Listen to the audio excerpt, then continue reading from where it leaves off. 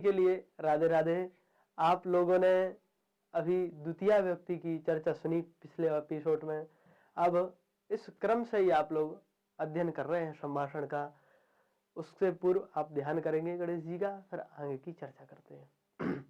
वक्रतुंड महाकाय सूर्यकोटि समप्रभा निर्विघ्नं कुरु मे देव सर्वकार्येषु सर्वदा।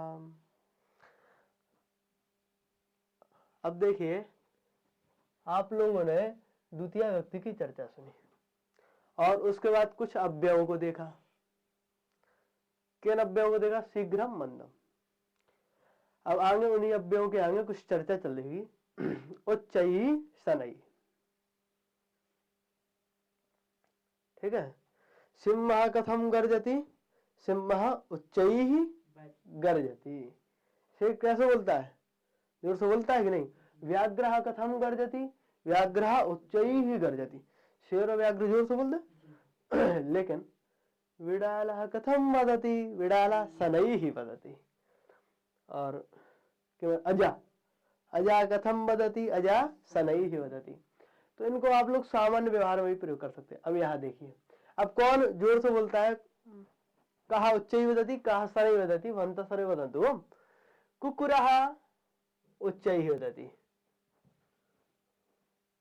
कुक्कुरः उच्चैः। शनैः नहीं कह देना, इतना तेज भौंकते हैं महाराज कुत्ते। रात को सुबह निकलो, इतने तेज भौंकते हैं कि या तो गाड़ी भगाओ और या आराम से रुक के प्रार्थना करो, महाराज शांत हो। कुक्कुरा शनैः नहीं बोलते, कुक्कुरा उच्चैः वदन्ति। और गजः उच्चैः वदति, विमानम उच्चैः ध्वनिं करोति। लेकिन चटका चटका, चटका शनैः बोलते हैं कि नहीं? चटका शनैः वदति। विडालः शनैः वदति। गर्दभः जी शनैः के साथ माने शनैः वदति। अग्रे उच्चैः शनैः। सिंहः उच्चैः, शिशुः उच्चैः रोदनं करोति, गायकः उच्चैः गायति, विमानम् उच्चैः ध्वनि करोति, आकाशवाणी उच्चैः भवति।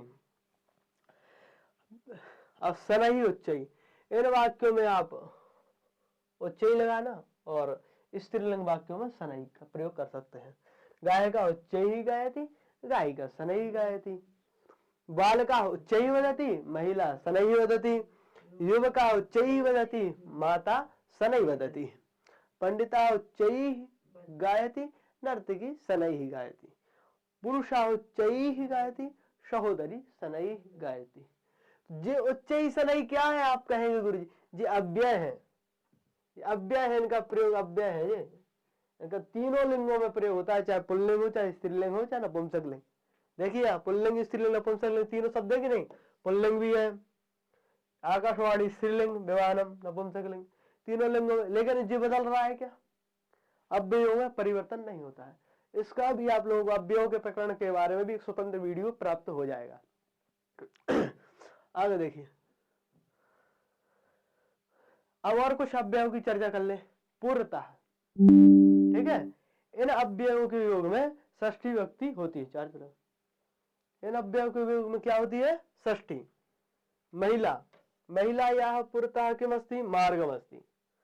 कस्य पुरतः मार्गः अस्ति? महिलायाः पुरतः मार्गः अस्ति। महिलायाः पृष्ठतः किमस्ति? महिलायाः पृष्ठतः चक्रमस्ति। पुरतः यानी सामने और पृष्ठतः यानी पीछे। जैसे शिक्षकस्य पुरतः छायाग्राहिका अस्ति, कैमरा, और शिक्षकस्य पृष्ठतः किमस्ति? चित्रमस्ति। किमस्ति? चित्रमस्ति। सरलमस्ति ना? पुरतः पृष्ठतः। आगे देखिए, तो जो सामान्य वाक्य है, द्विचक्रिका है, ठीक है, द्विचक्रिका चलाने वाला। तो द्विचक्रिकायाः पुरतः किमस्ति? मार्गमस्ति। पृष्ठतः ऑटोयानम। दक्षिणतः ऑटोयानस्य दक्षिणतः द्विचक्रिका अस्ति। ऑटोयानस्य वामतः गजः अस्ति। ज्ञातवन्तः? सरलमस्ति ना? हाँ। शिवजी, शिवस्य दक्षिणतः जय हनुमान, शिवस्य वामतः जय श्री राम। ठीक है, वामतः दक्षिणतः, बाईं तरफ और दाईं तरफ। शिवस्य दक्षिणतः त्रिशूलम, शिवस्य वामतः गणेश। अब यहां देखिए, अब ऊपरी महिलायाः उपरि घटा अस्ति और पुरुषस्य उपरि बालकः अस्ति। ऊपरी शब्द के बताने के लिए तो जो भी शब्द है, तो जो बॉलीवुड के हैं तो पुरतः पृष्ठतः जो भी है उसको छोड़ते हैं। हाँ, गजा, गजायाः उपरि बालकाः सन्ति, गजस्य उपरि बालकाः सन्ति। ठीक है, तो षष्ठी व्यक्ति लगाना है जिसमें संबंध बताइए आप। पुरुषस्य उपरि छात्रः अस्ति या बालकः अस्ति, महिलायाः उपरि घटः अस्ति, जिससे आप संबंध बताना चाहते हैं ऊपरी, इनके योग में षष्ठी व्यक्ति होती है। पुरतः, रावस्य पुरतः, कृष्णस्य पुरतः, श्यामस्य पुरतः, ऊपरी, इनके योग में षष्ठी व्यक्ति होगी। ठीक है, पुरतः जे अव्यय है। ठीक है, उष्ट्रस्य उपरि कहा अस्ति, उष्ट्रस्य उपरि पुरुषः अस्ति। ठीक है, बस लोकयानम, लोकयानस्य उपरि जनाः सन्ति। अब यहां देखिए, रेलयानस्य पुरतः जना, रेलयानस्य दक्षिणतः जना, रेलयानस्य उपरि जना, रेलयानस्य अधः जना, रेलयानस्य पृष्ठतः जना, रेलयानस्य दक्षिण सर्वं जनाः। तो सामान्य वैसे तदपि प्रयोगः। पृष्ठतः प्रणुदति, पीछे से धक्का दे रहा है, पुरुषः पृष्ठतः प्रणुदति। यानस्य अधः यांत्रिकः अस्ति, यान के नीचे कौन है, यांत्रिक, यांत्रिक यानी यान को सुधारने वाला।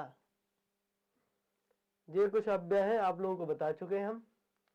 वृक्षस्य उपरि आकाशः अस्ति, है कि नहीं, वृक्ष के ऊपर आकाश, और वृक्षस्य अधः भूमि अस्ति, याद बनता है। अब इन और पुस्तकस्य अधः श्रीमद् भागवत महापुराणम अस्ति।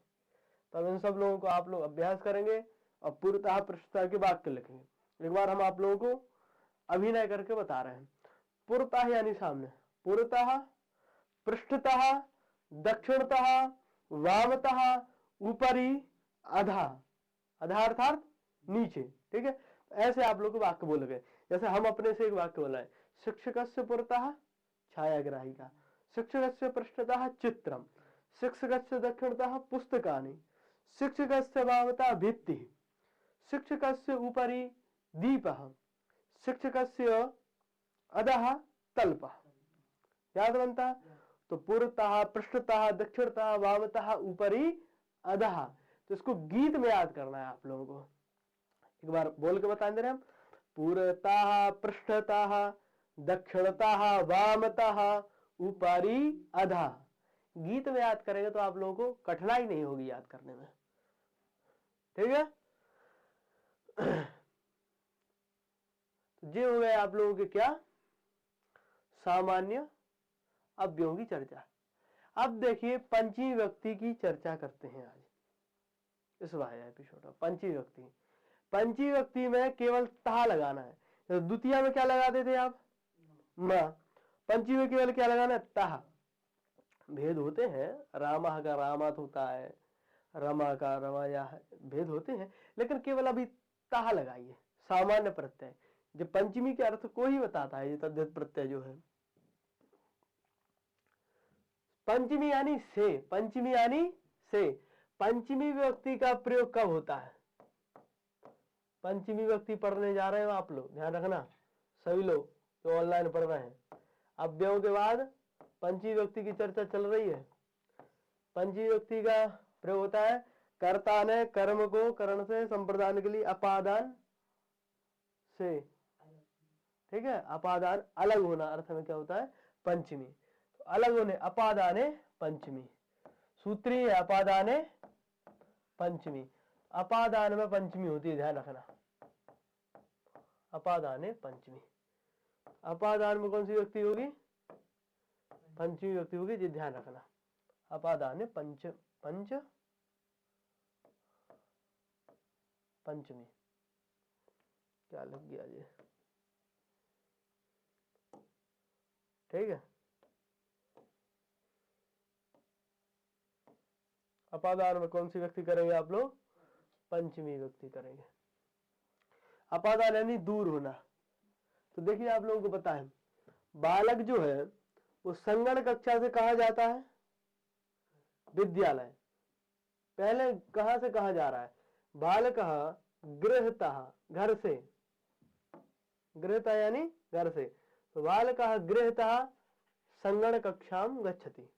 बालकः संगण कक्षातः विद्यालयं गच्छति। बालकः विद्यालयतः उद्यानं गच्छति। बालकः उद्यानतः मंदिरं गच्छति। तो इन सब में ता लगा देना है। संगण कक्षातः, विद्यालयतः, गृहं का गृहतः, उद्यानम उद्यानतः, मंदिरम मंदिरतः, सब में तः लगाइए। पंचमी व्यक्ति आप लोगों की बन गई है। ठीक है ना, कोई शंका की बात नहीं, इसमें बन गई आप लोगों की। तो पंचमी व्यक्ति का प्रयोग हो जाएगा। बालक घर से संगण कक्षा जाता है, संगण कक्षा से विद्यालय, विद्यालय से उद्यान, उद्यान से मंदिरम। आप लोग प्रयोग कर सकते हैं, हम करें प्रयोग, आप लोगों को बता रहे कैसे प्रयोग करना है। अहम विद्यालयतः गृहं गच्छामि, अहम गृहतः उद्यानं गच्छामि, अहम उद्यानतः मंदिरं गच्छामि, अहम मंदिरतः आपणं गच्छामि, अहम आपणतः पुनः गृहम् आगच्छामि। पंचमी व्यक्ति का प्रयोग समझ गए ना, केवल ता लगाना, दूर होने अर्थ में। ऐसे वृक्ष से फल गिरते हैं, प्रसिद्ध उदाहरण है, वृक्षता फलम पतति। तो इनका आप लोगों को अभ्यास करना है पंचमी व्यक्ति का। गोपाल जी जो है वो कहां से कहां जा रहे हैं, उसमें पंचमी। गोपालः वाराणसीतः प्रयागं गच्छति, प्रयागतः हरिद्वारं गच्छति, हरिद्वारतः ऋषिकेशं गच्छति, ऋषिकेशतः बद्रीनाथं गच्छति, बद्रीनाथतः केदारनाथं गच्छति, केदारनाथतः वृंदावनं गच्छति, वृंदावनतः अयोध्यां गच्छति। इनमें क्या लगाना है? सब में तः का प्रयोग करना है। किसका प्रयोग करना है? तः का। ठीक है ना। और जहां क्रिया अपनी गमन क्रिया के द्वारा जिस स्थान को प्राप्त करना चाहते उसमें द्वितीया। प्रयाग से गच्छति, कहां को जाना चाहते हैं? हरिद्वार, द्वितीया। तो गोपाला प्रयागतः हरिद्वारम गच्छति। वाराणसी प्रयागराज जाएगा तो वाराणसीतः प्रयागम गच्छति, यह द्वितीया हो जाएगी। समझ रहे ना।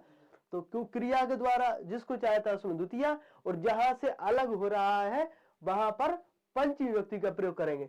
और पंचमी व्यक्ति के लिए आप चाहे पुल्लिंग शब्द हो, चाहे स्त्रीलिंग, चाहे नपुंसकलिंग, आप केवल पंचमी व्यक्ति के लिए ध्यान रख ले तः, बस और कुछ नहीं। तः को याद रख ले आप। ठीक है, आगे देखिए और भी वाक्य है। प्रयागतः गच्छति, कुतः गच्छति? प्रयागतः। कुतः गच्छति? विद्यालयतः, पाकशालातः, वनतः, नदीतः, पाठशालातः, काशीतः, पुरीतः, गृहतः। ठीक है, तो ये सामान्य वाक्य है। फलम कुतः पतति? फलम वृक्षतः पतति। पुस्तकम कुतः पतति? पुस्तकम स्यूततः पतति। जलम मेघतः पतति। दंतः मुखतः पतति। पत्रम हस्ततः पतति। सामान्य प्रयोग आप लोगों को दिखाएं। हस्त है, हाथ दिख रहा है ना तुम लोग को, और जो लेखनी है, लेखनी अस्ति हस्ता अस्ति, लेखनी पतति। लेखनी कुतः पतति? लेखनी हस्ततः पतति। याद दिखाई, लेखनी कुतः पतति? लेखनी हस्ततः पतति। यहां वगैरह तो ठीक है। तो लेखनी हस्ततः पतति। ठीक है, तो ऐसे सामान्य आप लोग वाक्य बोल सकते हैं। कर्ण ध्वनि लगा ला, कभी कान से कह जाती कर्ण ध्वनि कुतः पतति? कर्ण ध्वनि कर्णतः पतति। ये हम इसलिए नहीं दिखा रहे कि आप लोगों को कॉमेडी हो, इसलिए दिखा रहे कि संस्कृत में वाक्य आप लोग बोल सकें, ये सब आप सामान्य प्रयोग करते हैं। ठीक है, कर्ण ध्वनि कर्णतः पतति। महोदय कर्ण ध्वनि कुत्र अस्ति? कोई पूछेगा तो कहते हैं महोदय कर्ण ध्वनि तो कर्णतः पतितम्।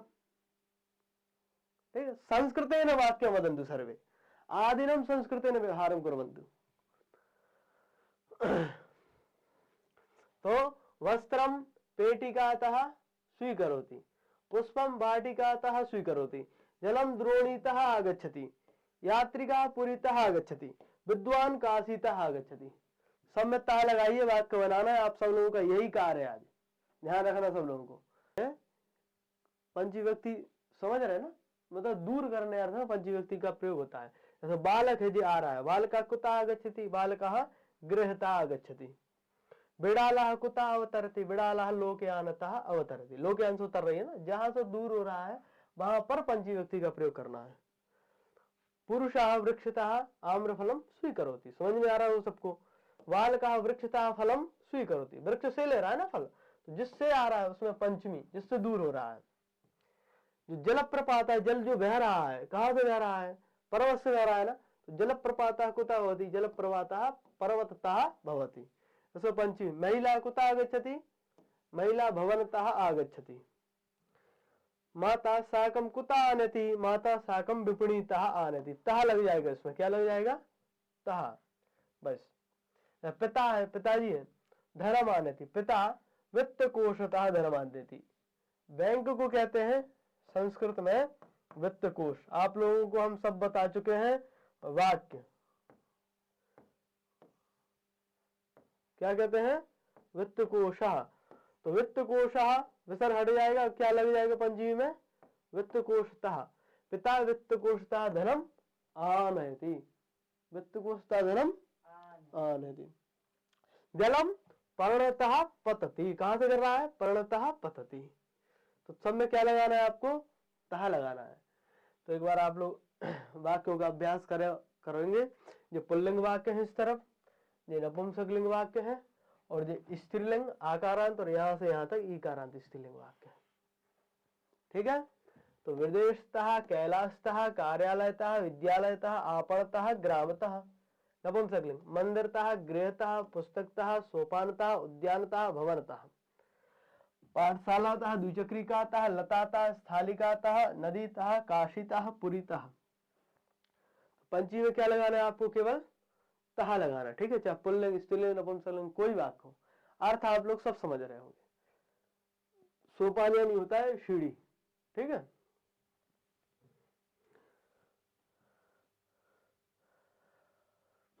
अब माधव कहां से कहां जाता है, गृहतः मंदिरम गच्छति, मंदिरतः विद्यालयम, विद्यालयतः वित्तकोशम, वित्तकोशतः आपणम, आपणतः पुस्तकालयम, पुस्तकालयतः वाटिकाम, वाटिकातः भोजनालयम। कौन जा रहा है, ये सब माधव जा रहा है। तो जिससे दूर होना उसमें पंचविभक्ति का प्रयोग करना है। इतने सारे वाक्य हैं कि आप लोग खूब इनका प्रयास करिए, खूब इन वाक्यों को बोलिए जितना बोल सकते हैं। ठीक है। ऐसा ही माधव वाराणसीतः प्रयागम गच्छति, माधवः प्रयागतः हरिद्वारम गच्छति, माधवः ऋषिकेशतः बद्रीनाथम गच्छति, माधवः बद्रीनाथतः केदारनाथम गच्छति, माधवः केदारनाथतः वृंदावनम गच्छति, माधवः वृंदावनतः अयोध्याम गच्छति। इस प्रकार आप सभी लोगों ने पंचमी व्यक्ति का प्रयोग सामान्य तरीके से जाना कि पंचमी व्यक्ति का कब प्रयोग होगा। ठीक है। अब आप लोगों का गृह कार्य यही है कि आप सभी लोगों को पंचमी व्यक्ति के जो ऊपर हमने वाक्य बताए हैं उन वाक्यों को आपको लिख कर लाना है। सब आप लोगों को पंचमी के वाक्य बनाना है, एक एक बनाना है। और ठीक है, ये भी बनाना है वाक्य, और इनको भी आपको पूरा बनाना है। पंचमी व्यक्ति के सब वाक्य सबको एक एक आप लोगों को बनाना है। लिखेंगे तो आपका अभ्यास होगा, नहीं लिखेंगे तो आपका अभ्यास नहीं होगा, पहले बता दिया हमने। इसलिए अगर संस्कृत को आप लोग पढ़ना चाहते हैं तो कुछ देखो संघर्ष तो करना ही आप लोगों को पड़ेगा। जो ऑनलाइन पढ़ रहे हैं या जो संस्कृत पढ़ने की इच्छा कर रहे हैं, तो शांति मंत्र बोलेंगे और आगे क्लास कल करेंगे। सर्वे भवन्तु सुखिनः, सर्वे सन्तु निरामया, सर्वे भद्राणि पश्यन्तु, मा कश्चित् दुःख भाग् भवेत्। ओम शांति शांति शांति। मन गई।